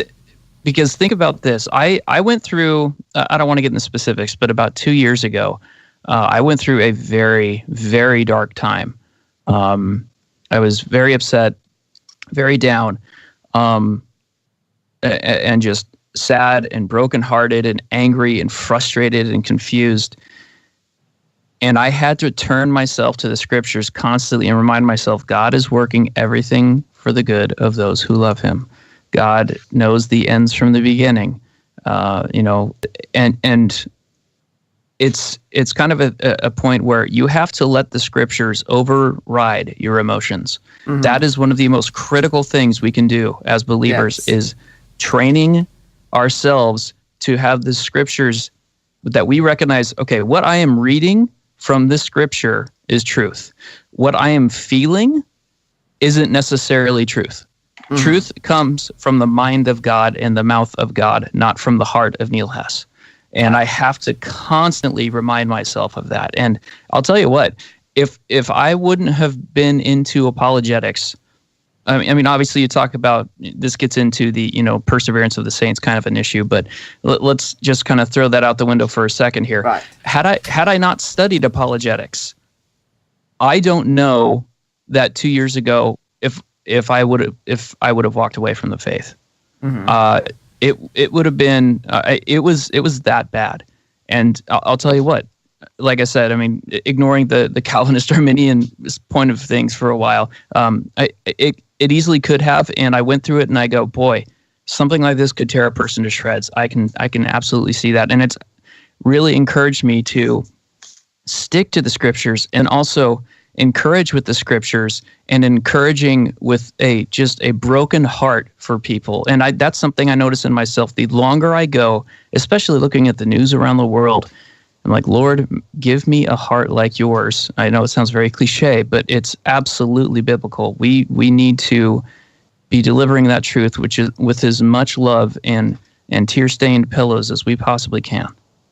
I can say on my end that when I encountered apologetics, I was in Bible college for I think my first year. And honestly, when I went to Bible college, I was in a very wrecked state of mind, depression, everything. I find it amazing. I lived through all of that. But when I came to apologetics, everything started to change, because apologetics gave me a focus, a purpose, and then it showed me that my Christianity is true, and I started learning how to apply all those differences to my life. And my wife is starting to realize more and more about this. I mean, she's not into apologetics like I am, but she's starting to see more of the impact, and I recommend people check out her blog. It's written... How do the two of you communicate? What do you mean? They comment on each other's blogs. Oh, okay. Well, her blog is writtenIamred.blogspot.com. She meant to write written in red and had a typo, and it's kind of stuck. But I encourage you all to go at it. She's much more of the existential thing. And yeah, we do communicate on many things, but believe it or not, we don't always talk about apologetics and such. I mean, she knows it's what I do. It's a great passion of mine and such, and we can have good discussions on it, even if we don't share the exact same interest and enthusiasm. Well, I'm glad to hear that.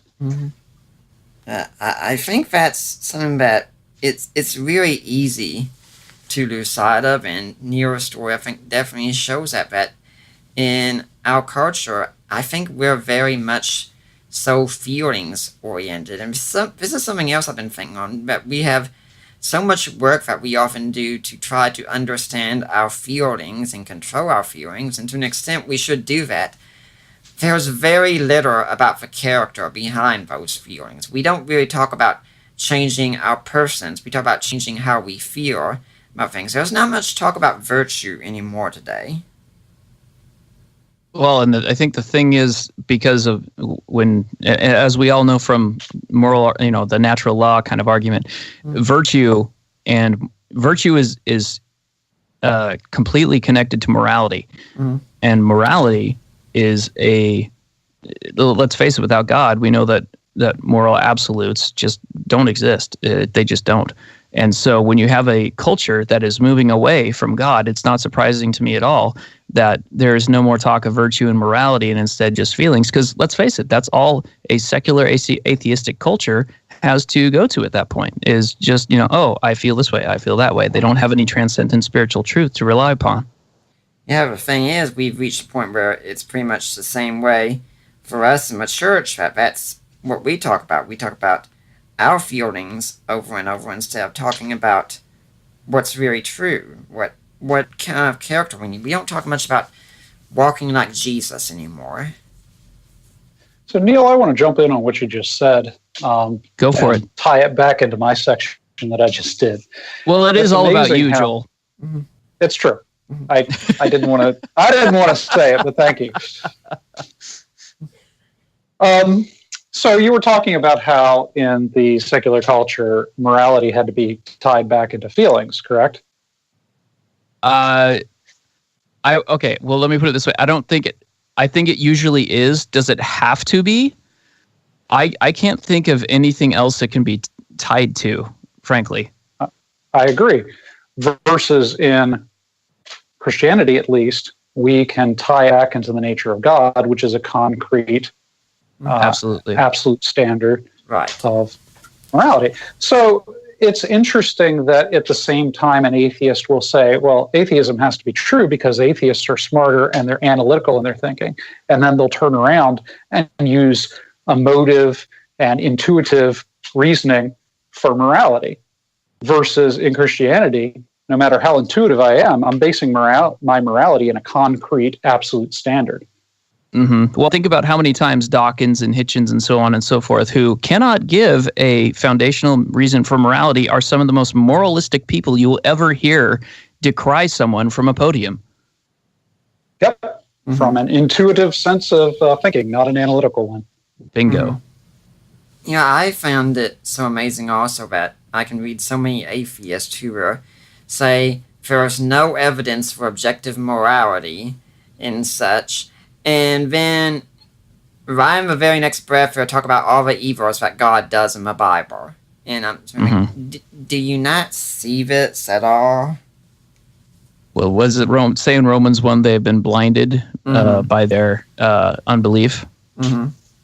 Yeah, I mean, it's literally, it's extremely cliche, especially more in Reform circles. But man, Romans 1, it is so easy to see those things every single day, especially if you're on social media. Mm-hmm. I just thought it was important to say because so many, I think especially many of our younger people growing up, they've made Christianity all about just simply what you do and how you live and how you feel, instead of tying it all back to the grand central truths of Christianity, that being a Christian just means pretty much just being a good person. And then later on, if you realize you can just study the great philosophers or study good psychology and be a good person, what purpose does Christianity have then? And I think that's part of the problem with our culture today, that we don't know what purpose Christianity serves. It's just seen as just a way to live your life instead of teaching truths about the universe. Absolutely. Well, it's all about law and gospel. Mm-hmm. The law convicts and the gospel redeems. Mm-hmm. If we don't have the two, if we go with the standard that everybody's a good person, Right. and that there are no moral absolutes, then we've gotten rid of the law. Mm-hmm. Yeah, And that's most important for understanding the work of Christ. Mm-hmm. and that's something too I found talking with people that, in fact, I'm going to do a little video on this now that I think about it, probably later today. But there's a, like especially, yeah, well, I am a middle school teacher. So anyway, We're very sorry for you too. Yeah, we'll keep you in prayer. Yep. Yeah, thank you. Yeah, thank you. So often when we're talking politics with people, if we're talking about abortion or if we're talking about immigration or something else, it's a great opportunity to, instead of addressing the issue proper, take it deeper. Take the conversation deeper. Okay, well, why is this rule on immigration wrong? Why is abortion wrong? Why, and people are not prepared for that. I would say a good 75%, if not higher. In fact, 75% is probably being very generous. A higher percent of the population knows how to spit out chants or repeat rhyming phrases that sound super clever. But if you get them in a deeper conversation, their worldview completely falls apart. And they have absolutely no answer if they're not living consistently with either their Christian worldview. And of course, a consistent atheist worldview can only say, that feels wrong, or I didn't approve of that, or I don't prefer that. That's because we also live in a culture that thrives on sound bites and cliches and the argument from the memes as come well. on. Yeah. I mean, Hey guys, can you keep your statements to 140 characters or less for me, please? We'll tweet it out later, man. Yeah. Hashtag. There is no deep on Facebook. There you go. I've had atheists on Twitter wanting me to kind of be able to explain my whole argument in that 140 characters or less. Like, sorry, it's not happening. Sure. I saw. Did you guys ever see the video of Doug Wilson when he went to a campus and was shouted down by the tolerance people? And he Always goes, amusing when that happens. Oh, it was hilarious. And he goes, guys, sometimes I have thoughts that require more than one sentence to express. I just died laughing. I was like, that's great. Mm-hmm. There is no deep on Facebook. That's a T-shirt idea right there. Mm-hmm.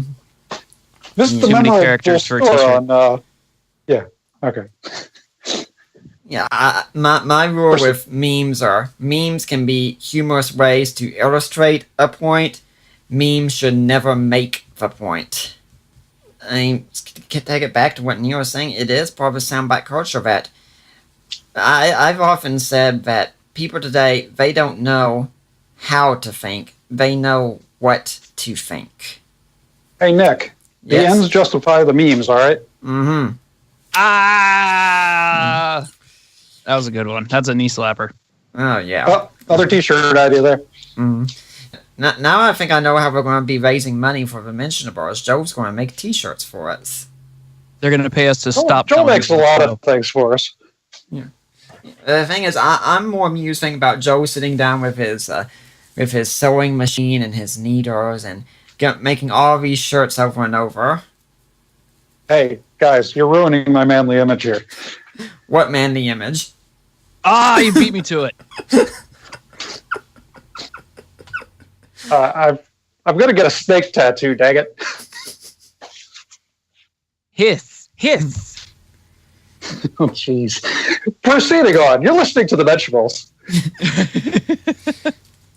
The Mentionables where we have good apologetics and good making fun of one another. Busting chops is a love language. Eric Metaxas has told me so. Yeah, we should Way be to name drop.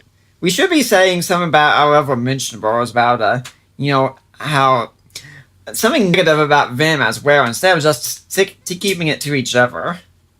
Negative about them. They couldn't make the podcast. Boo. Yep. Well, we do live across the nation from one another, so there's that.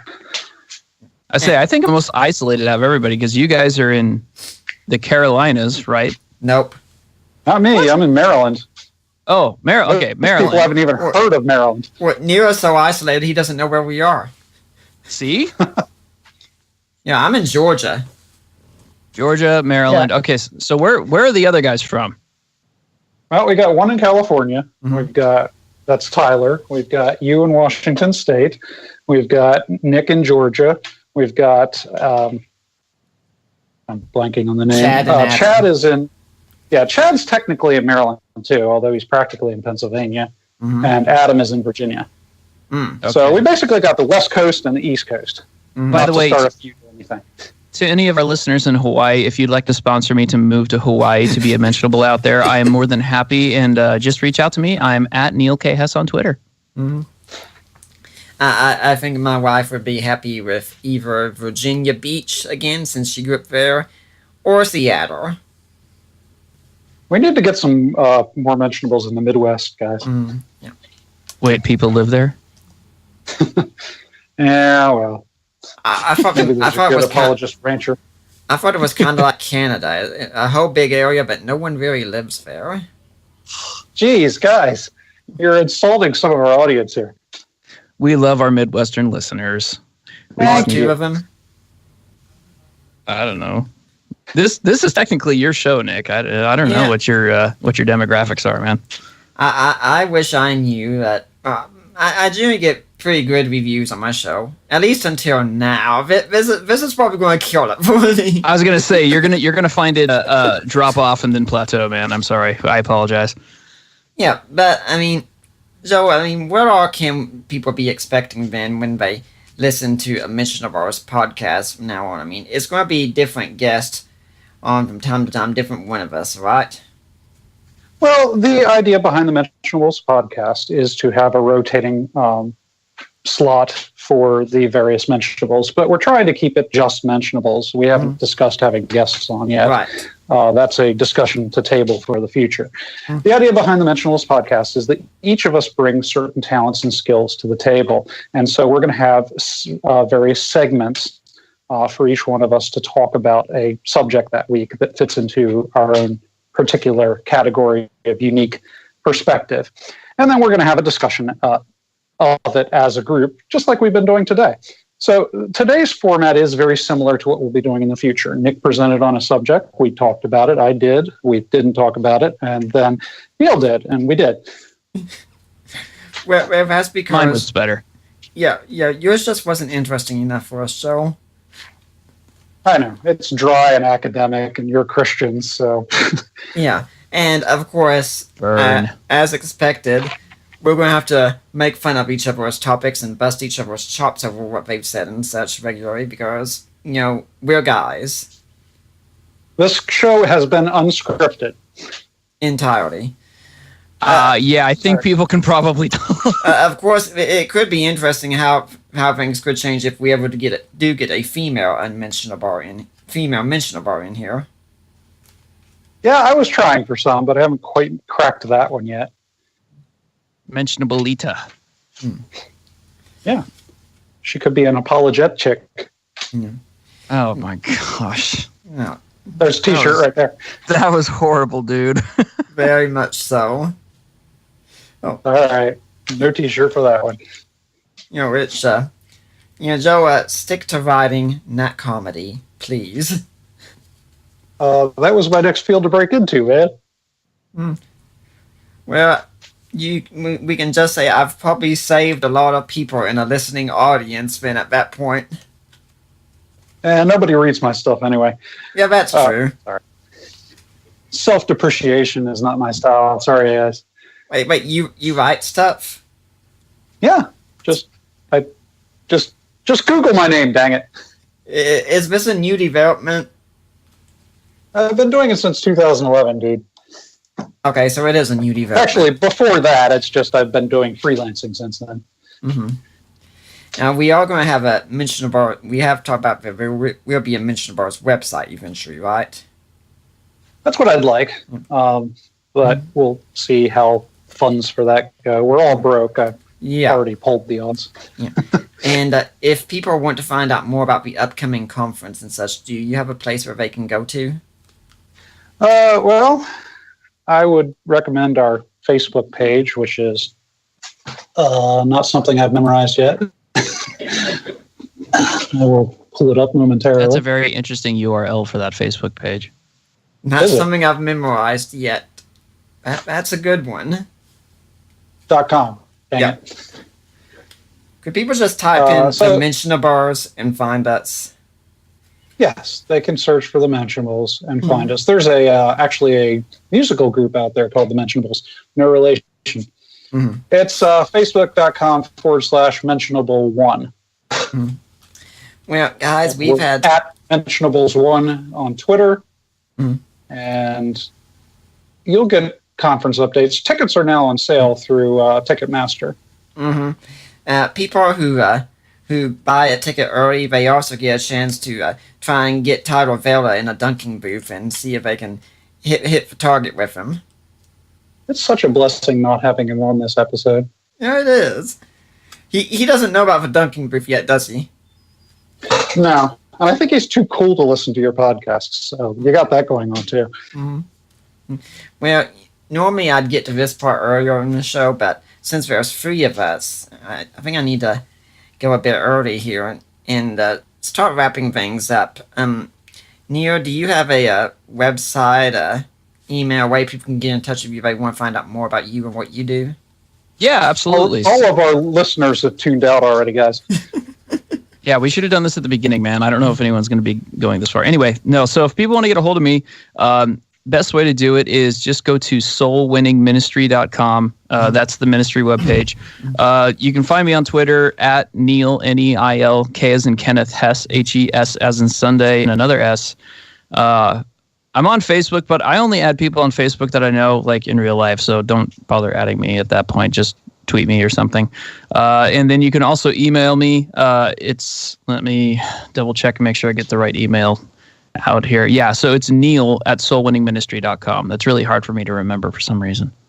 I can imagine. It must be very difficult to remember your name and your ministry at the same time. It's 4 letters, man. That's a lot. Dude. Nick, Nick, and Joel, Joel. So, do you have a Christian? Yeah. Yeah. Do you have a final message you'd like to leave for the audience today? Yeah, basically just, be bold, be faithful, and be filled with grace. And Joe, what about you? Do you have a blog, website, and email where people can get in touch if they want to find out more? My website's pretty easy to remember. It's joelfurches.com. That's JoelFurches.com.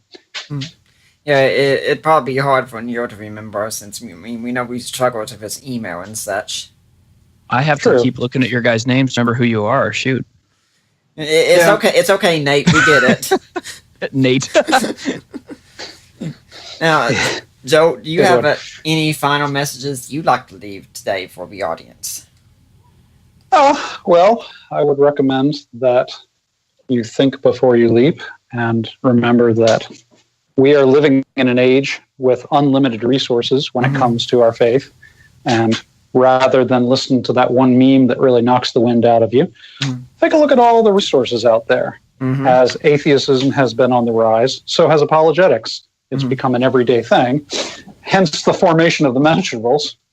And it's easy to find questions to those answers, or answers to those questions too.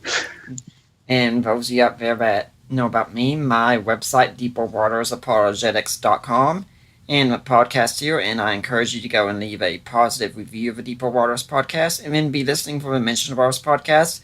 I'll be on there from now on, so if you want to hear my opinions on things instead of just the people I interview, that's going to be a good place to go. And I just encourage you all to learn this stuff, and then don't just learn it, live it. Apologetics should not just be a trivia game for you. It should be something that really impacts your life. And guys, hopefully we'll manage to see you back here again on the show sometime, and I hope we'll be seeing several talks together on the Mentionables podcast. Fantastic. Looking forward to it. And thanks a lot, Nick. Yep. And if you're going to be here next week, you're going to hear nothing, because I'm hoping if the money holds out, I can take Ari to Japan Fest. But if you're here the week after that, we have Kevin Shute on, talking about his book of Games and God. We're going to be talking about video games, apologetics, and Christianity. For now... We already did that. Yeah, we're going to be doing a lot more in depth for a couple hours. That sounds pretty sweet. For now, I'm Nick Peters, and I am signing off.